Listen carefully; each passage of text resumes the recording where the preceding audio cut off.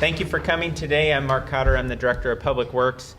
And today we're going to talk about smart travel, moving traffic more efficiently. So as you're a daily commuter and you're going from point A to point Z, we want that to be as efficient as possible, but also safe as possible. And a number of innovations have happened over time in traffic management and traffic control technology that allows us to accomplish both. We've got a stellar group of panelists today that carry the broad spectrum of what we're trying to accomplish here, and I'd like to start with introducing them first. First to my right is Steve Graham. He's a planning engineer with the South Dakota Department of Transportation. We work hand in hand with the Department of Transportation on traffic management for this entire region, an MPO region, and they've been a strong partner and will be a significant portion of our next installation. Heath Hofteaser is next to me, and Heath is our principal traffic engineer for the City of Sioux Falls. Very familiar face as he works every day with his team to move traffic smarter, safer throughout the city. To my left is Chief Matt Burns. He's the Chief of Police for the City of Sioux Falls. And then our contracting partner is Dustin Brinkman. He is the Central U.S. Sales Manager for Rhythm Engineering. Rhythm Engineering has been the company that developed the technology that we've selected, not only on our first installation, but on our next two. So again, welcome and thank you for coming. Let's just take a quick step back into our first installation, which was on 26th Street. 26th Street was essentially a 3-mile corridor from Cliff Avenue east out to Veterans Parkway. There was 10 signals on that stretch of corridor that were in what we would consider probably today's technology or that very common across the country. There's a lot of traffic that uses 26th Street, and we knew that in the future we were planning to add lanes, add more capacity to accommodate that traffic. But that wasn't coming for a number of years, and so we had to think more innovatively. We had to apply what we've learned about this new technology called adaptive traffic control systems. If we implemented it, it would have been the first in the state of South Dakota, and if it worked right, it would positively affect about 29,000 commuters every day.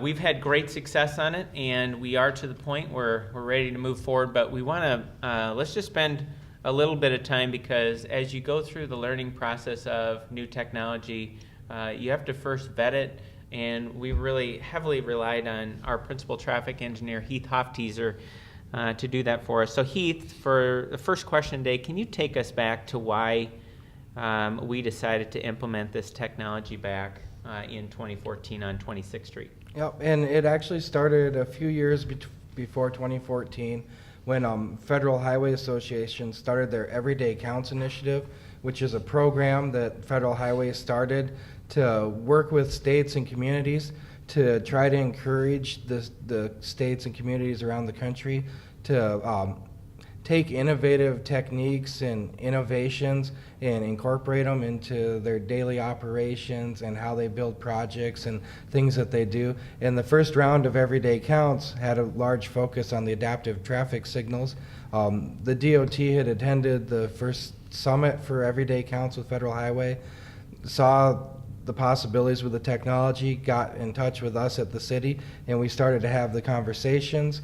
We started working with Federal Highway then at that time, and once we started reading up on the information and looking more into it, it looked like it was something that would work really well. And then working with Federal Highway, they put together some peer exchanges where we were able to talk to communities that had systems in place, and then Federal Highway actually took a group of us from the DOT in the city to communities that had systems in place, where we got the opportunity to talk to the people that were operating the systems and maintaining the systems at those locations. And we also got the chance to see how the systems operate and use them.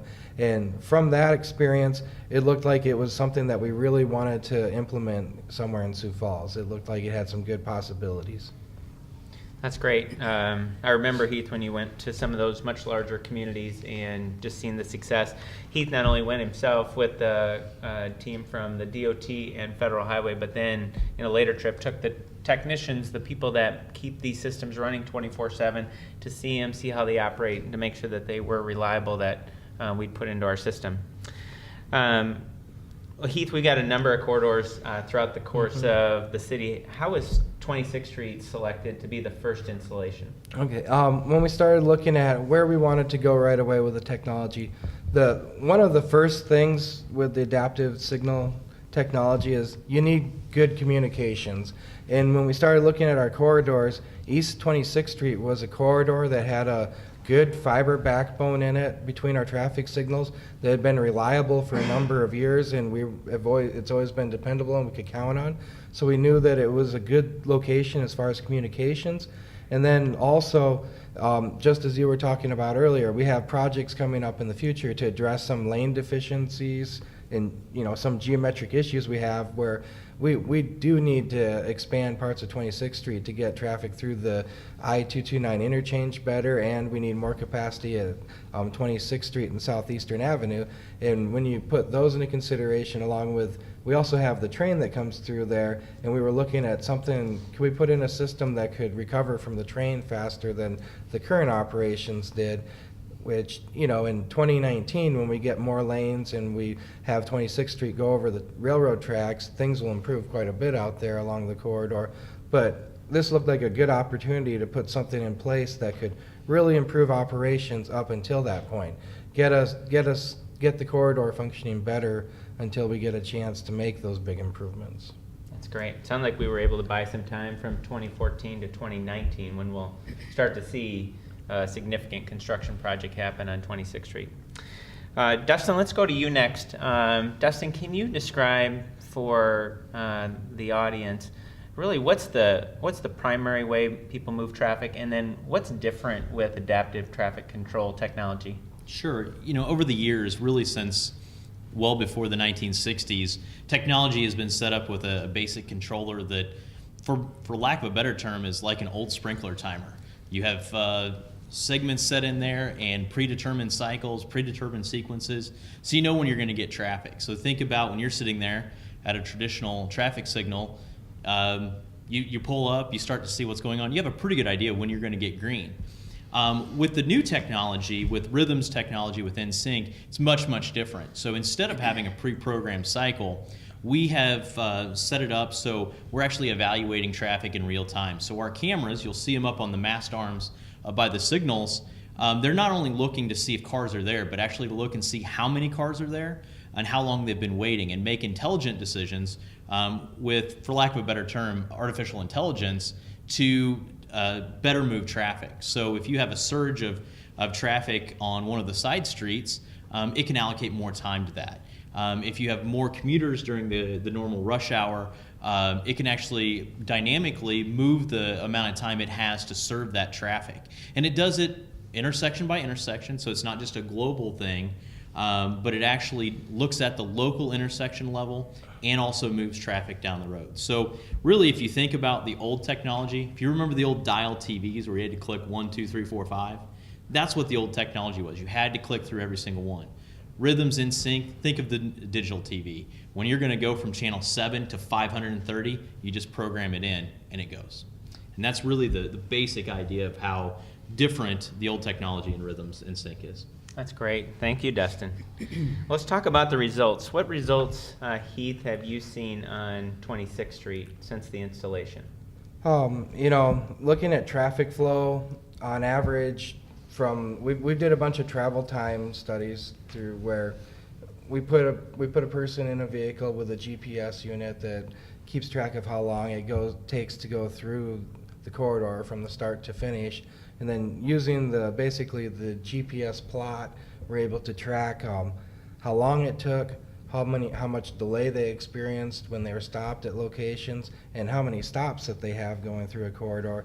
And for the traffic flow, since we've made the improvements on East 26th Street, we've seen about an 8% reduction in travel times and about a 26% reduction in driver delays. Well, that's fantastic. Chief Burns, let's talk about some of the stats that you monitor from a result standpoint. What have you noticed? Yeah, one of the key metrics that we've noticed is during the measured timeframes, we had just over a 20% reduction in accidents at the intersection there and along that corridor. So what does that mean for citizens? Well, reduced accidents is just reduced headaches. I mean, that takes time, that takes, it impacts your day, impacts your life. But it also, when you reduce accidents, you reduce injuries, you reduce property damage, and you just reduce the congestion in an intersection, and you're reducing the officer's time that it takes so they can get back to doing other things that are meaningful to citizens. So this is real metrics, this is real impact, and it's a big deal. That's fantastic. So from Heath's standpoint, people have gotten through the corridor 8% quicker, but you've also seen a substantial reduction in accidents. That's terrific. Heath, are there environmental factors that this industry looks at when adaptive technology is applied? Yep. There's some formulas that have been determined by Federal Highway Administration and a couple of the universities like Florida State and a couple others where they've looked at basically delays, travel time, and how many times a vehicle has to stop through a corridor, and they've been able to come up with equations that equate to basically reductions in the environmental factors based on that data. And using that information, we're showing about a 7% reduction in fuel use, 7% reduction in fuel usage for vehicles traveling through the corridor, a 6% reduction in carbon monoxide, a 6% reduction in nitrous oxides, and approximately a 27% reduction in volatile organic compounds from vehicles that are traveling through the corridor from the emissions that they put out into the atmosphere. And then, it's huge for the commuter. That 7% reduction in fuel usage when you're driving through the corridor is real money over time. Right. Excellent. So it sounds like traffic's flowing much better. It's flowing smarter, more efficient, and safer. Let's expand on this. One of the things we wanted to highlight today is 26th Street's been a success story, and working with our partners with the Department of Transportation, we've identified the next 2 corridors of where this technology will be implemented. Heath, do you want to start us out with describing the project on Minnesota? Yep.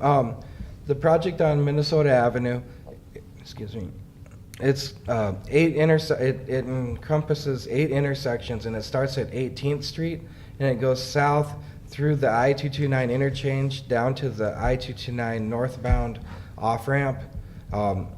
It's basically going from 18th Street, encompassing the 26th Street in Minnesota intersection and the 41st Street in Minnesota intersection, along with the interchange. Those are some of the major intersections along Minnesota Avenue that see, depending on time of day during the commutes, can see a lot of delays for people trying to drive the corridors, and we're really looking forward to seeing how much of a positive impact we can make on those intersections. And the Minnesota project is it comes to about $332,754 is what's being spent on those 8 intersections.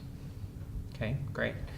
Steve, do you want to describe 41st Street? Sounds like that's a little larger corridor that we're going to tackle, similar to 26th Street. Give us some takeaways on the 41st Street implementation. Sure. The 41st Street study, it's basically starting at Minnesota Avenue, even though that's being considered part of the Minnesota Avenue component of this. So, and then going west to Marion Road intersection, all the stoplights. So it does include the I-29 interchange there at 41st Street, and of course the Louise Avenue intersection, which everyone's aware of. It gets congested on a routine basis. So it's probably the most visible corridor that this statewide that this system would be placed on. So that's part of what the state's involvement is with this. So we're providing some highway safety improvement funds as part of the Everyday Counts initiative from Federal Highway towards this project. And there's 13 intersections with signals that'll be integrated into the system. And the project cost is just over $528,000. Great, thanks, Steve. So total investment between the city and the state for the next two installations is just over $860,000, and we're going to hear a timeline of that here very soon. Let's go back. We set some initial goals for 26th Street, and we've set some goals for these next two projects. Heath, will you start us off? Take us through the goals for the Minnesota Avenue project. Okay. You know, the goals for any project like this are always going to be similar because it's the same types of things that we're always trying to improve. We want to improve the traffic flow, which accounts to lowering the travel times, lowering the driver delay that's experienced at the intersections when you have to stop, trying to lower stops through the corridors. And we also are always trying to improve the crash, or, you know, want to try to decrease the amount of crashes we have on a corridor too, is one of the significant goals for a project. And then also, we, you know, with the Minnesota project, we want the corridor to be able to respond quicker to changes. If something happens on 229 and traffic gets diverted onto Minnesota Avenue, we want the corridor to be able to adapt quicker to that situation. You know, it's things like that. That's where we really want to see our technology going, so that we can be more flexible to when something does happen out on the interstate and traffic needs to be diverted, because it's not a if, it's a when, more for questions for things like that. You know, so it's really our standard goals. We want the environmental factors too, the emissions. We want to always try to reduce emissions and make it so that drivers can save fuel, which go hand in hand with traffic flow through intersections. Also, for Minnesota Avenue, probably the biggest focus on those goals is the traffic flow, trying to improve traffic flow as much as we can along that corridor. That makes sense if there's a significant accident, say out on 229, and traffic starts to get rerouted to maybe the next interchange, and maybe it's Minnesota Avenue, that these systems can more adapt as opposed to running in the pre-time state and just really creating some congestion. That sounds great. Steve, from your perspective on 41st Street goals. Goals on 41st Street is probably relieving congestion first and foremost, and then safety. Is that crash reduction that the chief had mentioned earlier, it's nationally that statistics are similar, and seeing that reduction on 41st Street would greatly improve everything. So that's part of another reason why we're throwing in some highway safety improvement funds for that project. Okay, thank you, Steve. Well, prevention's a key aspect of what our Sioux Falls Police team does. Chief Burns, can you add some perspective to the goals for both these projects? Yes, if we can get traffic to move more efficiently like we have and shown on the 26th Street project, you're going to have fewer stops. The traffic will move more efficiently. It's just not a set timepiece, and with so many stops. And when you have fewer stops, you have fewer accidents. It's just the math. And with fewer accidents, you know, we will note the same kind of wins that we've articulated from the 26th Street experience, and that's good for every citizen and our city. Okay, thank you, Chief.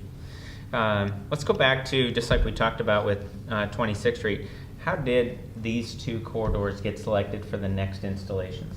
Okay. Probably the first thing, just like we were talking on 26th Street, it's Minnesota Avenue and 41st Street both have a good communication backbone in them. There's fiber that's ran between each of these intersections, so there's good communication between the intersections.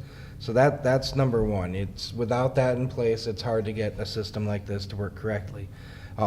With that said, on Minnesota Avenue and 41st Street, it's traffic congestion and the amount of traffic we have. There's a large volume of traffic that, you know, on a daily basis, we have about 40,000 vehicles traveling on 41st Street, and we've got 29,000, 30,000 vehicles traveling every day on Minnesota Avenue. That's a lot of traffic using both of those corridors. And so we are, you know, with the amount of traffic out there, they create a lot of congestion during the peak times, and it's, you know, we want to try to do what we can to flow as much traffic smoothly through the city as we possibly can.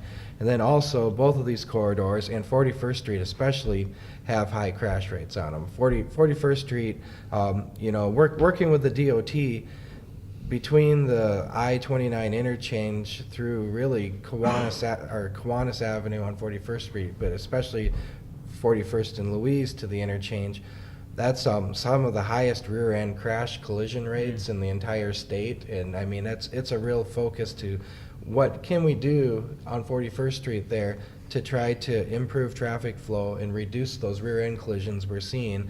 And there's not a lot of other opportunities out there to, without adding more lanes or doing something like that to increase traffic flow. And we have a lot of lanes on 41st Street already, and it's not always the right thing to do to build out and make streets wider. Sometimes we need to do what we can to implement technology to just move traffic better. That's great. All right, well, it sounds like a win-win situation. Dustin, can you give us a perspective on timing of the installation? Yeah, absolutely. So we're very excited to get started as soon as we possibly can, and we've partnered with Action Electric, Action Electric, based here in Sioux Falls. They'll be doing the actual physical installation. And as we get started this winter, and as weather allows, we're going to see them. The public will see cameras going up on the mast arm, cable being pulled, and really the prep work to get all of the system turned on. There's a lot of configuration and things that will happen behind the scenes, and we're certainly excited to get all of the physical hardware in there so we can start impacting daily drivers here in Sioux Falls even more than we are. What will drivers that drive these corridors every day notice when the system gets turned on? You know, the first thing that you're going to notice is it's a very different experience. If you've driven on 26th Street and you can compare it to what you see on Minnesota or any other corridor that you have here in town now, the experience is very different. You know, probably the number one thing that you'll see for the first couple of weeks, I live in a city that has 5 in-sync deployments, and those first couple of weeks, sometimes you don't have drivers paying attention.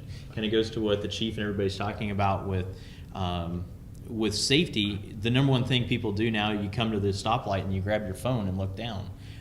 In-sync serves traffic in a much different and more efficient way, and what we'll see is that sequence isn't pre-programmed. You're going to get served much quicker. So we ask the public, obviously, always to pay attention, but especially as these come on board, because it's not going to cycle the same way. You're going to have shorter queue lines. You're going to have shorter wait times. And when there is an incident occur or a big flood of traffic, you may see the system change as you go through.